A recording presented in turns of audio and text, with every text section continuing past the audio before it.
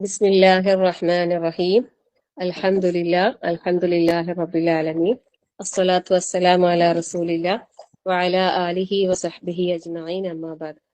Rabbi shrah li sadri wa yassir li amri wahlul 'uqdatan min lisani yafqahu qawli. Rabbi zidna ilman nafi'a. Alhamdulillah. അള്ളാഹു സുബ്ഹാനഹു വ തആലയുടെ മഹത്തായ അനുഗ്രഹമാണ് നമുക്ക് അള്ളാഹു ഇങ്ങനെ ഒരുമിച്ച് ഇരിക്കാനും കാര്യങ്ങൾ പറയാനും മനസ്സിലാക്കാനൊക്കെ അവസരം എല്ലാ ദിവസവും തന്നുകൊണ്ടിരിക്കുക എന്നുള്ളത് അൽഹംദുലില്ലാഹ്. അള്ളാഹുവിന്റെ റഹ്മത്ത്, അള്ളാഹുവിന്റെ ഫളല് എപ്പോഴും ലഭിക്കുന്ന സൗഭാഗ്യവാന്മാരിൽ അള്ളാഹു നമ്മളെല്ലാവരെയും ഉൾപ്പെടുത്തി അനുഗ്രഹിക്കുമാറാകട്ടെ. ആമീൻ. നമ്മൾ എല്ലാ ദിവസവും അള്ളാഹുവിനെ ശുക്ർ ചെയ്തുകൊണ്ടേയിരിക്കുക. കാരണം നമ്മൾ എത്രയോ വലിയ അനുഗ്രഹത്തിലാന്നുള്ളത്. ഓരോ ദിവസവും നമ്മൾ അനുഭവിച്ചു കൊണ്ടിരിക്കുന്ന അനുഗ്രഹങ്ങൾക്ക് നമ്മൾ ശുക്ർ ചെയ്താൽ നമ്മളെ ഈ ആയുസ്സൊന്നും പോരാ. അത്രമാത്രം അനുഗ്രഹങ്ങളാണ് നമ്മൾ ദിവസേന അനുഭവിച്ചുകൊണ്ടിരിക്കുന്നത്. അൽഹംദുലില്ലാഹ്, അൽഹംദുലില്ലാഹ്. അള്ളാഹു നമുക്ക് തന്ന അനുഗ്രഹങ്ങൾക്ക് ശുക്റുള്ള നല്ല അടിമകളായി ഈ ദുനിയാവിൽ ജീവിക്കാൻ അള്ളാഹു നമുക്ക് എല്ലാവർക്കും തൗഫീഖ് പ്രദാനം ചെയ്യട്ടെ. ആമീൻ. നമ്മള് റസൂൽ സല്ലല്ലാഹു അലൈഹി വസല്ലമയിൽ നിന്ന് കേട്ടിട്ടുണ്ടല്ലോ അല്ലെ, നിങ്ങളെക്കാൾ താഴ്ന്നവരിലേക്ക് നിങ്ങൾ നോക്കണമെന്ന് എല്ലാ കാര്യത്തിലും. കാരണം എന്തുകൊണ്ടാണ് അങ്ങനെ നമുക്ക് അള്ളാഹുവിന്റെ റസൂൽ സല്ലല്ലാഹു അലൈഹി വസല്ലം നമ്മളോട് അങ്ങനെ ഒരു നിർദ്ദേശം വെച്ചതെന്ന് പറഞ്ഞാൽ നമുക്ക് അള്ളാഹുവിന്റെ അനുഗ്രഹങ്ങളെ കുറിച്ച് ഒരു ബോധം വരണം. അതിനു വേണ്ടിയിട്ടാണ് അല്ലെ. ഇന്നലെ യാദൃശ്ചികമായിട്ട് 3 രോഗികളെ സന്ദർശിക്കാനുള്ള ഒരവസരം ലഭിച്ചിട്ടുണ്ടായിരുന്നു. 3 വേറെ വേറെ സ്ഥലത്താണ് പോയത്. ഒന്ന് എന്റെ ഭർത്താവിന്റെ കൂടെ ടൗണില്, പിന്നെ ഇങ്ങനെ ഒരു ഓട്ടോ ഓടിക്കുന്ന ഒരാളാണ്. ശരിക്കും എന്താ പറയാ, നമ്മളിങ്ങനെ അള്ളാനെ ഒരുപാട് സ്തുതിച്ചു പോകും. കാരണം ഈ അവസ്ഥ എന്ന് പറയുന്നത് ക്യാൻസറാണ്. ശരിക്കും അടുത്തടുത്ത് ഇപ്പൊ ഒരുപാട് ആൾക്കാർ ദുആ ചെയ്യാൻ പറഞ്ഞതും അല്ലാതെയൊക്കെ ആയിട്ട് അറിയാൻ പറ്റിയത് ഈ ഒരു രോഗത്തെ പറ്റിയിട്ടാണ്. മാരകമായ ഒരു രോഗം അല്ലെ. നമുക്ക് പൊതുവെ കേൾക്കുമ്പോ തന്നെ വല്ലാത്തൊരു ഭയമാണല്ലേ ആ ഒരു അസുഖം എന്ന് കേൾക്കുമ്പോൾ. ഇന്ന് അതിനൊക്കെ ഒരുപാട് ചികിത്സാ രീതികൾ മനുഷ്യന്മാർ കണ്ടെത്തിയിട്ടുണ്ട്. ഒരുപാട് ആൾക്കാർക്ക് അത് ചികിത്സിച്ച് ഭേദമാകുന്നുമുണ്ട്. എന്നാൽ ചിലരൊന്നും പിന്നെ ആ ഒരു ഇതിന്റെ പിടിയിൽ നിന്ന് രക്ഷപ്പെടാതെ ഈ ദുനിയാവിൽ നിന്ന് ഇവിടെ പറഞ്ഞു പോകുന്നുമുണ്ട്. അള്ളാഹു സുബ്ഹാനഹു വ തആല നമ്മളെല്ലാവരെയും അള്ളാഹുവിന്റെ ഇത്തരത്തിലുള്ള പരീക്ഷണങ്ങളെ തൊട്ട് മാരകമായ അസുഖങ്ങളിൽ നിന്ന് അള്ളാഹു നമ്മളെല്ലാവരും കാത്തുരക്ഷിക്കുമാറാകട്ടെ. ആമീൻ. പിന്നെ ശരിക്കും പറഞ്ഞാൽ വലിയ പ്രായമുള്ള ഒരാളെന്നായിരുന്നു എല്ലാം. ഇങ്ങനെ ഓടി നടക്കുന്ന ഒരാളും, ഓടി സദാസമയം ജോലി, ഇങ്ങനെ കുടുംബത്തിന് വേണ്ടിയിട്ട് അധ്വാനിക്കുന്ന ഒരു മനുഷ്യൻ. പിന്നെ ഒരു എന്താ പറയാ, ഇടതടവില്ലാതെ അധ്വാനിക്കും എന്ന് പറയില്ല, ഒരു മടിയും ഇല്ലാണ്ട് അങ്ങനെ പിന്നെ ചെയ്യുന്ന ഒരാളാണ്. പക്ഷെ പെട്ടെന്നാണ് ഇങ്ങനെ ഒരു അസുഖം ഉണ്ട് എന്ന് തിരിച്ചറിഞ്ഞതും ഫുൾ റെസ്റ്റ് ആയിട്ട് വീട്ടിലിരിക്കേണ്ട ഒരവസ്ഥ വന്നത്. അപ്പോ പിന്നെ അവരോരോ കാര്യങ്ങൾ ഇങ്ങനെ പറയുമ്പോ ഞാനിങ്ങനെ റബ്ബിനെ സ്തുതിച്ച് റഹ്മാനായ റബ്ബേ, നമ്മളെല്ലാം എന്തുമാത്രം വലിയ അനുഗ്രഹത്തിലാണ് നമ്മൾ ജീവിക്കുന്നത്. നമ്മളെപ്പോഴും അള്ളഹാനോട് ഈ ആഫിയത്ത് അല്ലെ, പിന്നെ അത് നിലനിർത്തി കിട്ടാൻ വേണ്ടി നമ്മൾ എപ്പോഴും അള്ളഹാനോട് പ്രാർത്ഥിക്കണം. അള്ളാഹുമ്മ അഊസു ബിക മിൻ ജഹദിൽ ബലാഇ വസൂഇൽ ഖലാഇ, അതെല്ലാം പറയുന്നില്ല അങ്ങനെയുള്ള പരീക്ഷണങ്ങൾ. അതുപോലെ വേറൊന്നും ഉണ്ടല്ലോ, എപ്പോഴും നാവിൻ തുമ്പത്തുണ്ടാവും ഇങ്ങനെ എന്തെങ്കിലും പറയുമ്പോ ചിലപ്പോ കിട്ടൂല.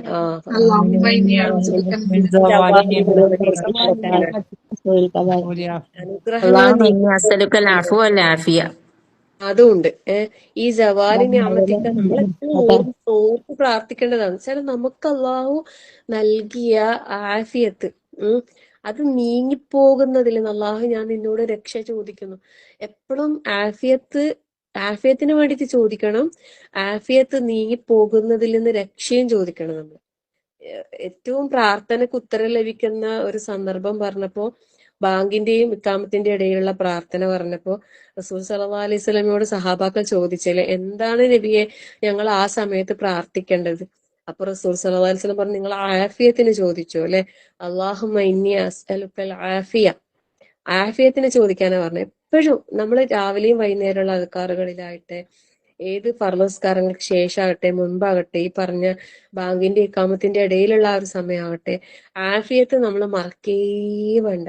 കാരണം നമുക്ക് നല്ല രീതിയിൽ ഇബാദത്തുകൾ ചെയ്യണമെങ്കിൽ നമുക്ക് എന്ത് വേണം? നല്ല ആഫിയത്ത് വേണം അല്ലെ? അൽഹംദുലില്ലാ അൽഹംദുലില്ലാ. എത്രയോ പിന്നെ പിന്നെ നമ്മൾ ശ്രദ്ധിക്കേണ്ടത്, നമുക്കിപ്പോ അള്ളാഹു ആഫിയത്ത് തന്ന് ഈ ആഫിയത്ത് നിലനിർത്തി കിട്ടാനുള്ള മാർഗം എന്താണെന്നും കൂടി നമ്മൾ നോക്കണം. അപ്പോ അതെങ്ങനെ നമ്മൾ ഇത് നിലനിർത്തി കൊണ്ടുപോകാം? അള്ളാഹു സുബ്ഹാനഹു വ തആല പറഞ്ഞിട്ടുണ്ടല്ലോ, ഇൻ ശക്കർത്തും ലഅസീദന്നക്കും. അപ്പൊ നമ്മള് അള്ളാഹുവിന് ശുക്ർ ചെയ്താല് നമുക്ക് അള്ളാഹു തആല വർദ്ധിപ്പിച്ചു തരും എന്ന് പറഞ്ഞിട്ടുണ്ട്. അപ്പൊ നമ്മൾ അള്ളാഹുവിനെ ധാരാളമായി ശുക്റുള്ള ഒരടിമയായിട്ട് നമ്മൾ ഓരോ കാര്യത്തിലും അല്ലെ, നമുക്ക് അന്ന് ആഫിയത്തിനെ നമ്മൾ ഏറ്റവും നല്ല കാര്യത്തിന് വേണ്ടിയിട്ട് നമ്മൾ ഉപയോഗപ്പെടുത്താം. ഏറ്റവും നല്ലതിന് വേണ്ടിയിട്ട് നമ്മൾ ഉപയോഗപ്പെടുത്താം. അങ്ങനെ ആകുമ്പോ നമുക്ക് അള്ളാഹു തആല എന്താക്കി തരും? അതിനെ അള്ളാഹു തആല വർദ്ധിപ്പിച്ചു തരും അല്ലെ? അത് നീങ്ങി പോകുമ്പോഴാ ശരിക്കും നമുക്ക് അതിന്റെ വാല്യൂ മനസ്സിലാകാം. നമ്മൾ ഇന്ന് ഭയങ്കര ഓട്ടത്തിലാണല്ലേ? ഓടിക്കൊണ്ടേയിരിക്കുകയാണ്. ശരിക്കും നമ്മള് പിന്നെ എല്ലാരും കൂടെ ഓടുമ്പോ, ഇപ്പൊ ഒരു ഓട്ട മത്സരത്തിൽ നമ്മൾ പങ്കെടുക്കുന്നു വിചാരിക്കാം. ഓട്ട മത്സരത്തിൽ പങ്കെടുക്കുമ്പോ നമ്മളെ ലക്ഷ്യം എന്തായിരിക്കും? വെറുതെ ഒന്ന് സങ്കല്പിച്ചു നോക്ക്. അപ്പൊ എന്താ ലക്ഷ്യം പറ? നമ്മളിപ്പോ എല്ലാരെയും തോപ്പിച്ചിട്ട് ഫസ്റ്റ് പ്രൈസ് വാങ്ങാൻ. ഫസ്റ്റ് പ്രൈസ് ആണ് നമുക്ക് ഇല്ലേ? നമ്മൾ ഒന്നാമത് എത്തണം എന്നുള്ളതാണ് നമ്മളൊരു ഓട്ട മത്സരത്തിൽ പങ്കെടുക്കുമ്പോ. പക്ഷെ നമ്മൾ ഈ ജീവിതത്തിന്റെ ഓട്ടപ്പാച്ചിലുണ്ടാവൂലേ, ഈ ഓട്ട മത്സരത്തില് നമ്മളെ ലക്ഷ്യം എന്തായിരിക്കണോ? സ്വർഗം തന്നെ. ആ സ്വർഗം തന്നെ, അത് മനസ്സിലായി. അതന്നെ നമ്മള് ലക്ഷ്യം. പക്ഷെ നമ്മൾ ഒറ്റക്ക് ഓടിയിട്ട് ഫസ്റ്റ് കിട്ടിയാൽ നമുക്ക് മാത്രം ഫസ്റ്റ് കിട്ടിയാൽ മതിയാ? എല്ലാരും തോപ്പിച്ചിട്ട് നമ്മൾ ഓടണ്ടേ? അല്ല, എല്ലാവർക്കും വേണ്ടിച്ച്. എല്ലാരെയും ചേർത്ത് പിടിച്ചിട്ട് നമ്മള് ചേർത്ത് പിടിച്ചിട്ട് കൂട്ടി പിടിച്ചിട്ട് ഓടണം. നമ്മൾ അവരെ തോപ്പിച്ചിട്ടല്ല അല്ലെ? നമ്മളെല്ലാരെയും ജയിപ്പിക്കണം എന്നുള്ള ലക്ഷ്യത്തോടെ, എല്ലാരും ജയിക്കണം എന്നുള്ള ആഗ്രഹത്തോടെ ആകണം നമ്മൾ ഓട്ടം. അപ്പൊ നമ്മൾ എന്താക്കണം? കൂടെ ഉള്ളവരെ നോക്കണം അല്ലെ? കൂടെ ഉള്ള ആളുകളെ നമ്മൾ പരിഗണിക്കണം. എല്ലാ കാര്യത്തിലും ഈ പറഞ്ഞ സഹകരണം നമ്മള് ഉണ്ടാകണം. ഇപ്പൊ നമ്മളെ കടമകൾ പറയുമ്പോ ഒരുപാട് കടമകൾ നമ്മളോട് അല്ലാഹു തആല നിർദ്ദേശിച്ചിട്ടുണ്ട് അല്ലെ? ആ കടമകളൊക്കെ നമ്മൾ കൃത്യമായി നിർവഹിക്കുമ്പോഴാണ് നമ്മൾ എന്താകുന്നത്? യഥാർത്ഥ മുസ്ലിം ആകുന്നത് അല്ലെ? ഇപ്പം മാതാപിതാക്കളോടുള്ള കടമ വിവരിക്കുന്ന ഒരു ഹദീസില് പിന്നെ റസൂൽ സല്ലല്ലാഹു അലൈഹി വസല്ലമയോട് ഒരു സഹാബി പിന്നെ യുദ്ധത്തിന് വേണ്ടി അനുവാദം ചോദിക്കുന്നുണ്ട്. യുദ്ധം എന്ന് പറയുന്നത് നമുക്കറിയാലോ, ജിഹാദ് എന്ന് പറഞ്ഞാല് ഏറ്റവും ശ്രേഷ്ഠമായ കർമ്മല്ലേ? ഏതൊരു കർമ്മത്തിന്റെയും വാല്യൂ വില അളക്കുമ്പോ നമുക്കറിയാം. സഹാബാക്കൾ ചോദിക്കും ജിഹാദിനേക്കാളും, അങ്ങനെ ചോദിക്കും അല്ലെ? ഇപ്പൊ ദുൽഹജ്ജിലെ കർമ്മങ്ങളുടെ ഇത് പറയുമ്പോ ജിഹാദിനേക്കാളും പിന്നെ അതുപോലെ ഏറ്റവും ശ്രേഷ്ഠമായ കർമ്മം അള്ളാന്റെ ദിക്റുള്ള പറയുന്ന സമയത്ത് അവിടെയും നിങ്ങൾ അള്ളാന്റെ മാർഗത്തിൽ ജിഹാദ് ചെയ്യുന്നതിനേക്കാൾ, അങ്ങനെ ഓരോ സന്ദർഭങ്ങളിൽ അത് പറയുന്നുണ്ട് അല്ലെ? അതുപോലെ ഒരു സഹാബി റസൂലുള്ളാഹിയോട് ചോദിക്കുന്നുണ്ട് ഏറ്റവും ശ്രേഷ്ഠമായ കർമ്മം ഏതാണ്? ഫസ്റ്റ് ചോദിക്കുമ്പോ അള്ളാന്റെ മാർഗത്തിലുള്ള ജിഹാദ്, രണ്ടാമത് ചോദിക്കുമ്പോൾ മാതാപിതാക്കളോടുള്ള കടമ. ഇങ്ങനെ ഓരോ കാര്യങ്ങൾ പറയുമ്പോ ഏറ്റവും ജിഹാദിന് ഭയങ്കര ശ്രേഷ്ഠത പറയുന്നുണ്ട് അവര്.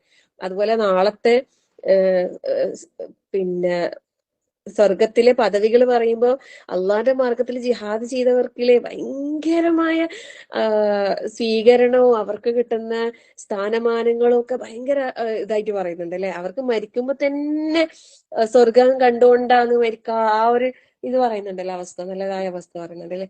പക്ഷെ അത്രയും ശ്രേഷ്ഠമായ ഒരു കർമ്മത്തിന് വേണ്ടിയിട്ട് ഒരാള് സമ്മതം ചോദിച്ച സമയത്ത് റസൂൽ സല്ലല്ലാഹു അലൈഹി വസല്ലം അദ്ദേഹത്തോട് എന്താ പറഞ്ഞത്? നിന്റെ വീട്ടിൽ പ്രായമായ മാതാപിതാക്കൾ ഉണ്ടോ? അപ്പോ ഉണ്ടെന്ന് പറഞ്ഞപ്പോ പറഞ്ഞു നീ തിരിച്ചു പോകാം, അതാണ് നിന്റെ ജിഹാദ്. അപ്പൊ ഇവിടെ നമ്മൾ എന്താ മനസ്സിലാക്കണ്ടേ? നമ്മളെ ചുറ്റിലുമുള്ള ആളുകളോട് നമുക്ക് ഒരുപാട് കടമകളും കടപ്പാടുകളും ബാധ്യതകളും ഉണ്ട് അല്ലെ? അതൊക്കെ നമ്മൾ കറക്റ്റ് നിർവഹിക്കുമ്പോൾ തന്നെ നമ്മളെ പിന്നെ കർമ്മങ്ങൾ ഏറ്റവും നല്ലതാകും, ഏറ്റവും ശ്രേഷ്ഠമാകും. അപ്പോ നമുക്ക് നമ്മളെ മേൽ ഉത്തരവാദിത്തപ്പെട്ട, ഇപ്പം ചില ആളുകൾക്ക് ധാരാളമായി ഖുർആൻ പാരായണം ചെയ്യുന്നതിലായിരിക്കും കൂടുതൽ പിന്നെ ശ്രദ്ധ കൊടുക്കാനും അത് ചെയ്യാൻ കഴിയുന്നത് ചിലപ്പോൾ അതിലായിരിക്കും. അവർക്ക് അതിന്റെ പ്രതിഫലം ഉണ്ടാവും. എന്നാൽ ചില ആൾക്കാർക്ക് അതിലത്ര കുറെ സമയം ചെലവഴിക്കാൻ കഴിയൂല. കാരണം അല്ലെ, ഒരു ഒരു സ്ത്രീയെ സംബന്ധിച്ചിടത്തോളം വീട് ചുറ്റുപാട്, പിന്നെ മക്കള് കാര്യം, അങ്ങനെ ഒരുപാട് കാര്യങ്ങൾ ചെയ്യുമ്പോൾ അത്രയധികം ഖുർആൻ പാരായണം ചിലപ്പോൾ നടക്കൂല അല്ലെ. ഇപ്പം ഇദുൽ ഹജ്ജായിട്ട് എല്ലാരും മത്സരിക്കുന്നുണ്ട്. മാഷാ അല്ലാ മാഷാ അല്ലാ. ഓരോ ദിവസവും അല്ലെ, ഒരുപാട് ഈ 10 ദിവസത്തിനുള്ളിൽ ഖതമ് പൂർത്തിയാക്കാനൊക്കെ മത്സരിക്കുന്നുണ്ട്. മാഷാ അല്ലാ. പക്ഷെ എല്ലാവർക്കും ഒന്നും അത്രയും ചെയ്യാൻ പറ്റിയെന്ന് വരൂല. അപ്പൊ നമ്മൾ അതിൽ നിരാശപ്പെടണ്ട. ഓരോരുത്തർക്കും അല്ലെ, ലാ യുകല്ലിഫുല്ലാഹു നഫ്സൻ ഇല്ലാ വുസ്അഹ. നമുക്ക് ഓരോരുത്തർക്കും എത്രത്തോളം ഏത് കാര്യത്തിൽ നമുക്ക് കൂടുതൽ കോൺസെൻട്രേറ്റ് ചെയ്തിട്ട് ചെയ്യാൻ പറ്റുന്നത് അതിൽ നമ്മൾ ശ്രദ്ധിക്കുക, അതിനെക്കുറിച്ച് നന്നാക്കി എടുക്കാൻ വേണ്ടി ശ്രമിക്കുക. ഇപ്പൊ പ്രായമായ മാതാപിതാക്കൾ, പ്രായമായ എന്ന് പറയുമ്പോൾ വയസ്സായ ഉപ്പാക്കും ഉമ്മാക്കും മാത്രം സേവനം ചെയ്താലേ പ്രതിഫലം കിട്ടൂ, അങ്ങനെയൊന്നും ഇല്ല കേട്ടോ. ആരോഗ്യമുണ്ട്, ഉപ്പാക്കും ഉമ്മാക്കും ആരോഗ്യം ഉണ്ടായാലും അല്ലെ, മാതാപിതാക്കൾക്ക് വേണ്ടിയിട്ടുള്ള സേവനം എന്നുള്ളത് ഏത് അല്ലെ തരത്തിലുള്ള ആളായാലും അതിനെന്തുണ്ട്, ഈ പറഞ്ഞ പ്രതിഫലം തന്നെയാണ്. അപ്പൊ നമ്മള് അതിന്റെ ആ വാല്യൂ മനസ്സിലാക്കി ഓരോ കർമ്മങ്ങളും അതിന്റെ വാല്യൂ മനസ്സിലാക്കിയിട്ട് നമ്മൾ ചെയ്യാം. ഇതൊക്കെ നമ്മൾ ചെയ്യുമ്പോൾ തന്നെ നമ്മൾ എന്താവും, നമ്മൾ അള്ളാഹുവിന് ശുക്രുള്ള അടിമയായിട്ട് നമ്മൾ മാറും. കാരണം അള്ളാഹുവിന്റെ കാരുണ്യം എന്നുള്ളത് ആർക്ക് ലഭിക്കുന്ന അള്ളാഹു താല പറഞ്ഞത്, നമ്മൾ ചുറ്റിലുമുള്ളവരോട് കരുണ കാണിക്കുന്നവരോടാണ് അള്ളാഹുവിന്റെ കാരുണ്യം ഉണ്ടാവാന്ന് പറയുന്നുണ്ട് അല്ലെ. അപ്പം ആ വിഷയത്തിൽ നമ്മള് എന്താ പറയാ, സഹകരണം, പിന്നെ വിട്ടുവീഴ്ച, സ്നേഹം, അനുകമ്പ, ഇങ്ങനെയുള്ള എല്ലാ കാര്യങ്ങളിലും നമ്മൾ നല്ല ശ്രദ്ധ പുലർത്താൻ വേണ്ടി പ്രത്യേകം ശ്രദ്ധിക്കുക. ചുറ്റിലുമുള്ള ആളുകളോട്, നമ്മളെ മക്കളാകട്ടെ, നമ്മളെ കൂടെ ആരൊക്കെ ഉണ്ടോ, ആരെല്ലാം നമ്മളെ സഹവാസികളായിട്ട് നമ്മളെ കൂടെ ഒരുപക്ഷെ അടുത്തുണ്ടാവില്ല, പക്ഷെ ഫോണിലൂടെയൊക്കെ നിരന്തരം കോണ്ടാക്ട് ഉള്ള നല്ല ബന്ധങ്ങൾ ഉണ്ടാവും അല്ലെ. അപ്പൊ അങ്ങനെയുള്ളവരോടായാലും എല്ലാം നല്ലൊരു സമീപനം നമുക്ക് സ്വീകരിക്കാൻ കഴിഞ്ഞാൽ തന്നെ ഈ ദിവസങ്ങൾ നമുക്ക് വളരെ ഫലപ്രദമായിട്ട് എന്താക്കാൻ കഴിയും, ഉപയോഗപ്പെടുത്താൻ കഴിയും അല്ലെ. അള്ളാഹു ഏറ്റവും നല്ല സൽക്കർമ്മങ്ങൾ ചെയ്ത ആൾക്കാരുടെ കൂട്ടത്തിൽ അള്ളാഹു നമ്മളെ എല്ലാവരെയും ഉൾപ്പെടുത്തി അനുഗ്രഹിക്കട്ടെ. ആമീൻ. ഓരോരുത്തർ ചിലപ്പോൾ ഒരുപാട് ദിക്കർ ചെയ്തിട്ട് പ്രതിഫലം നേടുന്നവരുണ്ടാവും, ഒരുപാട് ഖുർആൻ പാരായണം ചെയ്ത് പ്രതിഫലം നേടുന്നവരുണ്ടാവും, ഒരുപാട് സദക്ക ചെയ്തിട്ട് പ്രതിഫലം നേടുന്നവരുണ്ടാവും. സുബ്ഹാനല്ലാഹ്. ഞാനിങ്ങനെ ചിന്തിക്കുവേ, ഈ സദക്ക ഗ്രൂപ്പിൽ എന്തെങ്കിലുമൊക്കെ വോയിസ് ഇട്ടാലില്ലേ, ചില ആൾക്കാരുണ്ട് മാഷാ അല്ലാ, അതിനായിട്ട് ഇങ്ങനെ മത്സരിക്കുക, എപ്പോഴും അയക്കുന്നുണ്ടാവും അവര്. മാഷാ അല്ലാഹ് ബർക്കത്ത് ചുരിഞ്ഞു കൊടുക്കട്ടെ, കൊടുക്കുന്ന ആൾക്ക് പിന്നെയും കൊടുക്കാനുണ്ടാവും എന്ന് പറയുന്നത് ശരിക്കും ഞാനിങ്ങനെ ചിന്തിക്കും. എപ്പോ പറഞ്ഞാലും അയക്കുന്ന ചില ആൾക്കാരുണ്ട്. ചിലപ്പോ അത് 10 അല്ലെങ്കിൽ 50 100 രൂപയായിരിക്കും, പക്ഷെ എന്നാലും എല്ലാറ്റിലും എനിക്ക് പ്രതിഫലം കിട്ടണം, എല്ലാറ്റിലും എന്റെ ഒരു ഓഹരി ആയി കിടക്കട്ടെ എന്ന് വിചാരിച്ചിട്ടായിരിക്കുമല്ലോ ഇങ്ങനെ മത്സരിക്കുന്നുണ്ടാകാന്. മാഷാ അല്ലാഹ്. അതിനും ശരിക്കും മനസ്സന്നെ വേണം. അതായത് അവർക്ക് കുറെ ഉള്ളത് കൊണ്ട് അവർ കൊടുക്കുന്നു എന്നല്ല, ഉണ്ടായാലും കൊടുക്കാനുള്ള ഒരു മനസ്സ് വേണം അല്ലെ. നമ്മളെത്തുന്ന ചെലവഴിക്കുന്ന വിഷയത്തിൽ നമുക്കൊരു പിശുക്ക് ഉണ്ടാകാനേ പാടില്ല. കാരണം എന്താ, സദക്ക എന്ന് പറയുന്ന അത്രയും മഹത്തായ പ്രതിഫലമുള്ള കാര്യമാണല്ലേ. നമ്മൾ സദക്കയുടെ മഹത്വങ്ങളും ശ്രേഷ്ഠതകളൊക്കെ ഒരുപാട് മനസ്സിലാക്കിയതാണ്. അപ്പം ദാനം ചെയ്യുന്നതിലൂടെ നമുക്ക് ഒരുപക്ഷെ നമുക്ക് വരാനുള്ള അപകടങ്ങൾ പോലും അള്ളാഹു തആല എന്താക്കിയിട്ടുണ്ടാവും, മാറ്റിച്ചിട്ടുണ്ടാവും. ചിലപ്പോ എന്തെങ്കിലും മാരകമായ ഒരു രോഗം ചിലപ്പോ നിശ്ചയിച്ചിട്ടുണ്ടാവും, പക്ഷെ സദക്ക കാരണത്താൽ എന്തായിട്ടുണ്ടാവും, ആ ഒരു രോഗം പോലും ചിലപ്പോ നമ്മുടെ ശരീരത്തിൽ നിന്ന് തുടച്ചു നീക്കപ്പെട്ടിട്ടുണ്ടാകാം. അതുകൊണ്ട് അങ്ങനെയുള്ള വിഷയങ്ങൾ നമുക്ക് നമ്മളെ സൽക്കർമ്മങ്ങള്, വിക്റാകട്ടെ, പിന്നെ ഞാൻ പറഞ്ഞ ഖുർആൻ, അല്ലെങ്കിൽ ചില ആൾക്കാർക്ക് നിസ്കാരത്തിലേക്ക് ഭയങ്കര അതായത് സുന്നത്ത് നിസ്കാരങ്ങൾ അല്ലെ, ധാരാളമായി സുന്നത്ത് നിസ്കാരങ്ങൾ നിർവഹിക്കുന്ന ആൾക്കാരുണ്ടാവും. അങ്ങനെയുള്ളവർക്ക് അതിൽ കോൺസെൻട്രേറ്റ് ചെയ്യാനുള്ള ഒരു ഇതുണ്ട്. ഓരോരുത്തർക്കും ഓരോ മേഖലയായിരിക്കും അല്ലെ. ഇപ്പൊ ചാരിറ്റി പ്രവർത്തനങ്ങൾ ചെയ്യുന്ന വിഷയത്തില് അതില് പിന്നെ നല്ല ശ്രദ്ധ കൊടുക്കാൻ കഴിയുന്ന ആൾക്കാർ അതില്, ഓരോരുത്തർക്ക് എന്തെല്ലാന്ന് പറ്റുന്ന. ഇപ്പൊ ഈ ദിവസങ്ങളിൽ നമുക്ക് ഏതെല്ലാം രൂപത്തില് സൽക്കർമ്മങ്ങൾ നമുക്ക് അധികരിപ്പിക്കാൻ കഴിയോ എല്ലാ രൂപത്തിലും നമ്മൾ എന്താക്കുക, ആ സൽക്കർമ്മങ്ങളെ വിഷയത്തിൽ നമ്മൾ മത്സരിക്കുക. അല്ലാഹു എല്ലാവർക്കും ഒരുപാട് ഒരുപാട് ഒരുപാട് സൽക്കർമ്മങ്ങൾ അനുഷ്ഠിക്കാനുള്ള തൗഫീഖ് അള്ളാഹു നൽകി അനുഗ്രഹിക്കട്ടെ. ആമീൻ. ഞാൻ കഴിഞ്ഞ ആഴ്ച ക്ലാസ് എടുത്തപ്പോ ഒരു കാര്യം പറഞ്ഞിട്ടുണ്ടായിരുന്നില്ലേ, അതായത് രാത്രി ഉറങ്ങാൻ നേരത്ത് ഉള്ള ദിക്റുകൾ കറക്റ്റ് പിന്നെ നമ്മള് കൃത്യമായിട്ട് അതെല്ലാം ചെയ്തു കഴിഞ്ഞാല് നമുക്ക് ആ തഹജ്ജുദിന്റെ സമയത്ത് നല്ല റാഹത്തില് എണീക്കാൻ പറ്റും എന്നുള്ള ആ കാര്യം ഞാൻ പറഞ്ഞിട്ടുണ്ടായിരുന്നു. അപ്പൊ ഇന്ന് ഒരാള് ഇവിടെ എന്റെ ഒരു സ്റ്റുഡന്റ് ഇവിടെ വന്നിട്ടുണ്ടായിരുന്നു. അപ്പൊ അവര് ആ ഒരു സന്തോഷം എന്നോട് പങ്കുവെച്ചപ്പോ സത്യം പറഞ്ഞാൽ എനിക്ക് ഭയങ്കര സന്തോഷം തോന്നി. അതായത് അവര് പറഞ്ഞതെന്ന് വെച്ചാല് ടീച്ചർ എപ്പോഴും ഇങ്ങനെ കിടന്നിട്ടില്ലാന്ന് ഇങ്ങനെ ചൊല്ല, അപ്പൊ ഉറക്കം വന്നിട്ടില്ല ഉണ്ടാകാൻ നേരം ചിലപ്പോ ചൊല്ലി പൂർത്തിയാവുന്നൊന്നും ഉണ്ടാവൂല, അങ്ങനെ ഉറങ്ങിപ്പോവും. അപ്പൊ എണീക്കാനും എല്ലാം ഒരു അലസത തന്നെയാണ്. പക്ഷെ അന്ന് ഞാൻ പറഞ്ഞ ദിവസം അവര് ഇരുന്നിട്ട് തന്നെ ഈ പറഞ്ഞ ദിക്റ് സുബ്ഹാനല്ലാഹ് അൽഹംദുലില്ലാഹ് അല്ലാഹു അക്ബർ എണ്ണി ചൊല്ലിയിട്ട് കിടന്നു പോലും. അപ്പൊ ഓർ പറയുന്നത് ശരിക്കും ആ 4 മണി എന്ന് പറയുമ്പോ നല്ല റാഹത്തിൽ എണീച്ച് നിസ്കരിക്കാൻ പറ്റി, ഭയങ്കര അത്ഭുതം തോന്നിപ്പോയി എന്ന് പറഞ്ഞു എന്നോട്. വെച്ചാല് ഇതെല്ലാം നമ്മൾ എത്രയോ കാലങ്ങളായിട്ട് ഇത് പറയുന്ന കാര്യം, പറഞ്ഞുകൊണ്ടിരിക്കുന്ന കാര്യമാണ് അല്ലെ. ഉറങ്ങാൻ നേരത്തുള്ളതും ഇതെല്ലാം രാവിലെ വൈകുന്നേരം ഉള്ളതായാലും നിസ്കാരത്തിന് ശേഷമുള്ളതായാലും ഇത് എല്ലാം വളരെ നമുക്കറിയാം. പക്ഷെ നമ്മൾ അത് കറക്റ്റ് അതിന്റെ ഫോളോ അപ്പ് നമ്മൾ ചെയ്യാത്തത് കൊണ്ട് തന്നെ ശരിക്കും അതിന്റെ ആസ്വാദനം നമുക്ക് അനുഭവിക്കാൻ കഴിയുന്നില്ല. അതാണ് പ്രശ്നം. എല്ലാം നമ്മൾ ചെയ്യുന്നുണ്ടാവും. ഇപ്പൊ നിസ്കാരത്തിന് ശേഷം അള്ളാന്റെ റസൂൽ സല്ലല്ലാഹു അലൈഹി വസല്ലം നിർദ്ദേശിച്ചത് 33 സുബ്ഹാനല്ലാഹ്, 33 അൽഹംദുലില്ലാഹ്, 33 അല്ലാഹു അക്ബർ. അത് കറക്റ്റ് എണ്ണം പൂർത്തിയാക്കിയിട്ട് നമുക്ക് ചെയ്യാൻ കഴിയണമെങ്കിലില്ലേ അതിന് അള്ളാന്റെ തൗഫീഖ് തന്നെ വേണം. ശരിക്കും അവിടെ എണ്ണം കറക്റ്റ് ചെയ്യുന്നതിൽ എന്തുണ്ട്, അവിടെ പ്രത്യേക പ്രതിഫലം ഉണ്ട് അല്ലെ. എന്നാ കണക്കില്ല നമുക്ക് എന്താക്കാം, എല്ലാ സമയത്തും ദിക്റുകൾ ചൊല്ലിക്കൊണ്ടേയിരിക്കാം, അതിന് വേറെ പ്രതിഫലം. അപ്പൊ ഇത് നമുക്ക് നിസ്കാരം കഴിഞ്ഞിട്ട് ചെയ്യാൻ കഴിയണമെങ്കിൽ വലിയ തൗഫീഖാണ്. കാരണം അവിടെ ആ ചെയ്യുന്ന കാര്യം ചെറുതാണെങ്കിൽ അതിന്റെ പ്രതിഫലം എന്ന് പറയുന്നത് പകരമായിട്ട് അവന് സ്വർഗത്തിൽ പ്രവേശിച്ചു, അങ്ങനെയാ പറഞ്ഞത് അല്ലെ. പക്ഷെ പലപ്പോഴും ആ ഹദീസിൽ തന്നെ പറയുന്നുണ്ട് അതില് അധികം ആൾക്കാരും ആ വിഷയത്തിൽ പരാജിതരാണ്, അശ്രദ്ധയാണ്. അതായത് നമ്മൾ നിസ്കാരം ഏകദേശം കഴിയാനാവുമ്പത്തേക്ക് തന്നെ ഈ ഇബ്ലീസ് ഉണ്ടാവൂലേ, പിശാച് നമ്മളെ ഈ കാര്യത്തിൽ നിന്ന് തിരക്ക് വരുത്തിച്ചിട്ട് നമ്മൾ ചെയ്യാണ്ട് അവിടുന്ന് നമ്മൾ എണീപ്പിക്കും എന്ന് പറയുന്നുണ്ട്. അങ്ങനെ എത്ര നമുക്ക് നഷ്ടപ്പെട്ടിട്ടുണ്ടാവും അറിയോ. അപ്പം നമ്മള് ഓരോ കാര്യങ്ങൾ കേൾക്കുമ്പോ നമ്മളൊരു ദൃഢനിശ്ചയം എടുക്കണം. അത് ഞാൻ എന്തായാലും ചൊല്ലി പൂർത്തിയാക്കും എന്നുള്ള ഒരു ദൃഢനിശ്ചയം നമ്മൾ എല്ലാ കാര്യങ്ങളിലും എടുത്തു കഴിഞ്ഞാല് നമുക്ക് കറക്റ്റ് അതിന്റെ ഫലം ശരിക്കും നമുക്ക് അനുഭവിക്കാനും ആസ്വദിക്കാനും കഴിയും, ഉറപ്പായിട്ടും. അപ്പൊ ഈ മുമ്പും ശേഷമൊക്കെ വരുന്ന റവാത്തിബ് സുന്നത്തുകള്, വുളുവിൻ്റെത്, ബാങ്കിൻ്റെത്, അതെല്ലാം നമ്മൾ ആ നിസ്കാരത്തിന് മുമ്പുള്ള 2 നിസ്കരിക്കുമ്പോ തന്നെ ഈ പറഞ്ഞ നിയത്തെല്ലാം വെച്ചിട്ട് നിസ്കരിച്ചു കഴിഞ്ഞാല് ഓരോന്നും വേറെ വേറെ നിസ്കരിക്കണമെന്നില്ല, അതിന്റെ പ്രതിഫലം കിട്ടും അല്ലെ. സുബ്ഹാനല്ലാഹ്.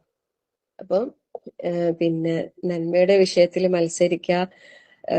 ദുൽഹജ്ജിന്റെ ദിവസങ്ങൾ അല്ലെ, ഏറ്റവും ശ്രേഷ്ഠമാക്കപ്പെട്ട ഹജ്ജ് കർമ്മം പിന്നെ ഉള്ള ഈ ഒരു മാസം അല്ലെ, ഹജ്ജിന്റെ കർമ്മങ്ങള് ഈ ദിവസങ്ങളിൽ മാത്രമേ ഉള്ളൂ. അറഫയായാലും പിന്നെ ഹജ്ജ് പിന്നെ ബലിയായാലും അല്ലെ, ഇതൊക്കെ ഈ ദിവസങ്ങളിൽ മാത്രം വരുന്നത്. അപ്പൊ അതുകൊണ്ട് അതിന്റെ മഹത്വവും ശ്രേഷ്ഠതയും നമ്മൾ മനസ്സിലാക്കിയിട്ട് ആ ഒരു പ്രതിഫലം ആഗ്രഹിച്ചുകൊണ്ട് തന്നെ നമ്മൾ ഇവിടെ നിന്ന് നമ്മളെ കർമ്മങ്ങൾ ഏറ്റവും നല്ലതാക്കി എടുക്കാൻ വേണ്ടിയിട്ട് നിരന്തരം പരിശ്രമിച്ചുകൊണ്ടേയിരിക്കുക. അള്ളാഹു സുബ്ഹാനഹു വ തആല നമുക്ക് എല്ലാവർക്കും നമ്മളെ അമലുകൾ ഏറ്റവും നല്ലതാക്കാൻ അള്ളാഹു തൗഫീഖ് നൽകട്ടെ. ആമീൻ. പിന്നെ സംശയമുള്ള വിഷയങ്ങളിൽ നമ്മൾ കൂടുതൽ പിന്നെ പണ്ഡിതന്മാരുടെ ഏകോപിച്ച അഭിപ്രായം ഏതാണ് അത് സ്വീകരിച്ചിട്ട് അതിന്റെ കൂടെ നിൽക്കുന്നതാണ് കൂടുതൽ ഹൈർ എന്ന് നമുക്ക് തോന്നുന്നു.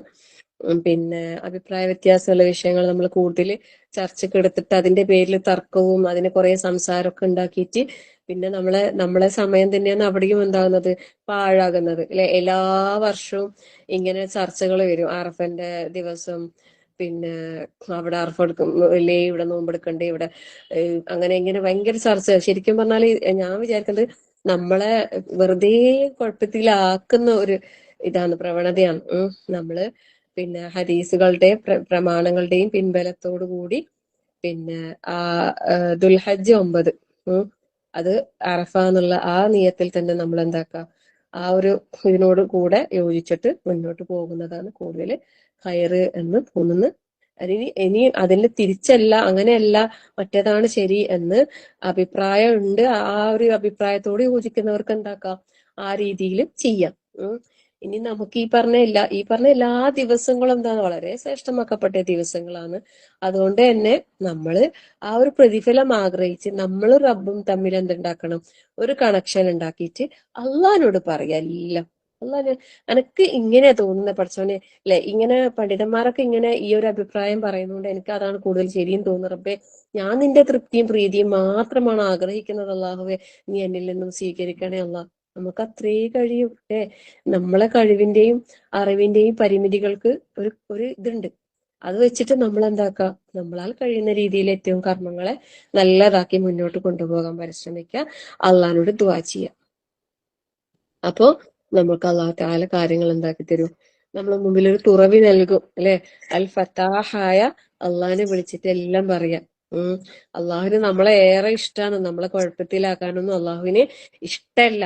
നമ്മളെ അള്ളാഹു ഏറെ ഇഷ്ടപ്പെടുന്ന, നമ്മളെ ഒരുപാട് അള്ളാഹു നമ്മളെ സ്നേഹിക്കുന്നുണ്ട്. അല്ലെ, ആ അള്ളാഹു നമ്മളെ ഒരിക്കലും പ്രശ്നത്തിൽ അകപ്പെടുത്തണം എന്ന് അള്ളാഹുവിന് ആഗ്രഹമില്ല. നമ്മളെ ഈമാൻ പരീക്ഷിക്കുന്ന എനിക്ക് തോന്നുന്നു. ഇങ്ങനത്തെ ഓരോ ഇത് വരുമ്പോ നമ്മളുടെ നിലപാടുകൾ എന്താണ്, നമ്മൾ ഏതിനോടാണ് കൂടുതൽ യോജിക്കുന്നത്, ഇതിന്റെ പേരിൽ വാദിക്കുന്നുണ്ടോ, തർക്കിക്കുന്നുണ്ടോ, പ്രശ്നം ഉണ്ടാക്കുന്നുണ്ടോ, ആരോടെങ്കിലും ദേഷ്യ വെറുപ്പ് വിദ്വേഷം വെച്ച് പുലർത്തുന്നുണ്ടോ, ഇങ്ങനൊക്കെ നമ്മൾ പരിശോധിക്കാൻ വേണ്ടിയിട്ടായിരിക്കും. അല്ലെ, ഇതിനെതിരായിട്ട് വേറൊരു അഭിപ്രായം പറഞ്ഞു വെച്ചിട്ട് നമുക്ക് അവരോട് എന്തില്ല, അവര് പിന്നെ ഫോളോ ചെയ്യുന്ന പണ്ഡിതന്മാര് അഭിപ്രായത്തിനോടായിരിക്കും അവരതിന് കൂടുതൽ യോജിക്കുന്നുണ്ടാകാം. അല്ലെ, നമ്മൾ അതിൽ എന്താക്കേണ്ടതില്ല, തർക്ക വിതർക്കങ്ങളും കുതർക്കങ്ങളും നടത്തേണ്ട ആവശ്യമില്ല. അല്ലെ, നമുക്ക് നമ്മളെ ആയത്തിലേക്ക് പോകാം ഇൻഷാ അല്ലാഹ്. സൂറത്ത് ആൽ ഇംറാൻ. റെക്കോർഡിംഗ് മാറ്റുന്നോ നസീറ? ഇൻഷാ അല്ലാഹ് മാറ്റാം.